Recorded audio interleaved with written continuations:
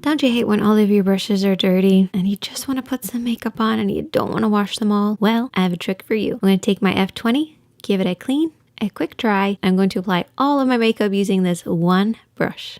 That's right, foundation, concealer, powder, contour, highlight, and blush using just this fancy little brush. I'm only going to be using it on one side so you guys can see the difference, but obviously you can do both sides.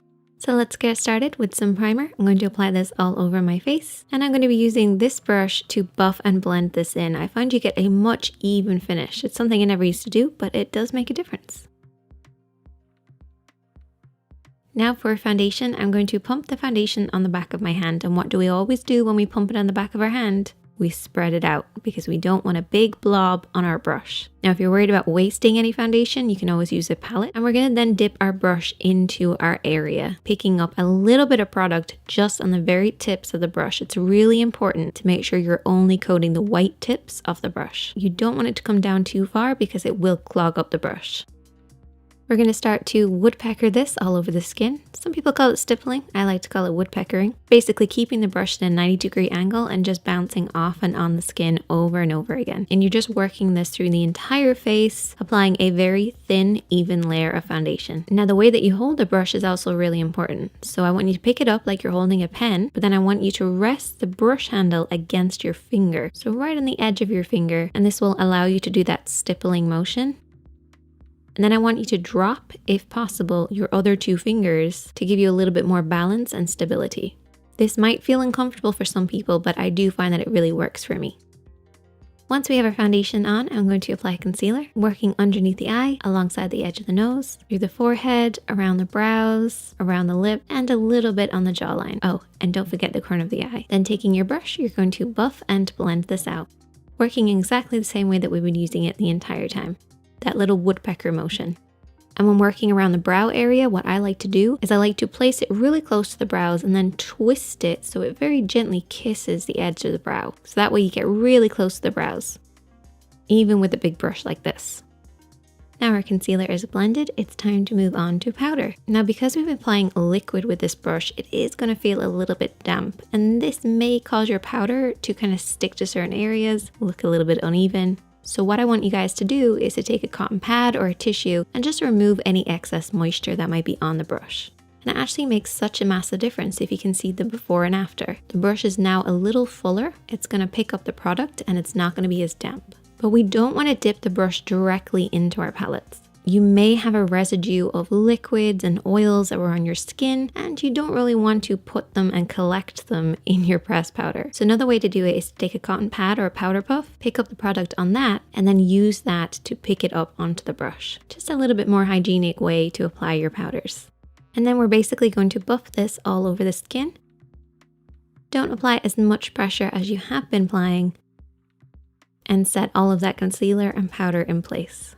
Now that everything's set in place, we can then go ahead and apply our highlighter brush and bronzer. And you're probably wondering how we're actually going to manage to do this without disturbing our blush or disturbing our contour using the same brush. Is it possible? Yes, it is. What you're going to do is you're going to coat one side of the brush in your highlight and one side in your contour. So roll one side of your brush into your highlight, only coating a small area just on one side. And then just apply this the same way as you would any type of highlighter. Very lightly sweeping across the cheekbone. Try not to rub against the skin. Instead, I want you to very lightly kiss it, working in the direction of the brush bristles, so as not to damage or disturb the bristles. And you can use this to apply your highlighter on pretty much any area of the skin.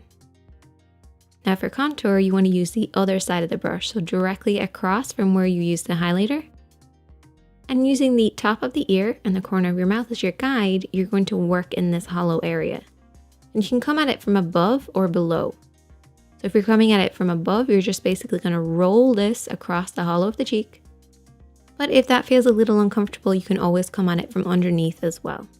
And at this point, I realized that I'd picked up the wrong contour shade and it was a little yellow and too dark for me.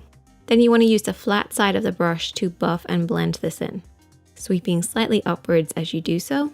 And I don't know if you've noticed, but I'm actually holding the brush slightly further down on the handle. This will just soften the pressure. And you just want to keep buffing until you get a really nice finish. And the cool thing is you can also use the edge of the brush to work alongside the nose or maybe underneath the lip, across the jawline. Using just one brush is a great way to kind of up your skills a little bit because you have to be a bit more precise about your application.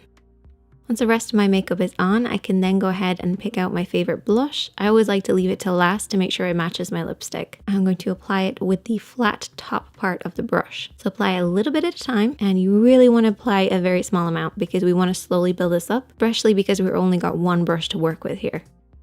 So I'm just going to kiss the apples of the cheeks, working backwards, and I only apply a very small amount of blush. I'm not a blush type of person. And there you go. A full face using just one brush. Super easy. Give it a try because it's actually a really fun way to kind of up your skills. If you learned something, give this video a thumbs up. Check out the description box for a discount code on any of the brushes and products that I've used. Now I have to figure out how I can actually leave the house with just one side of my makeup done.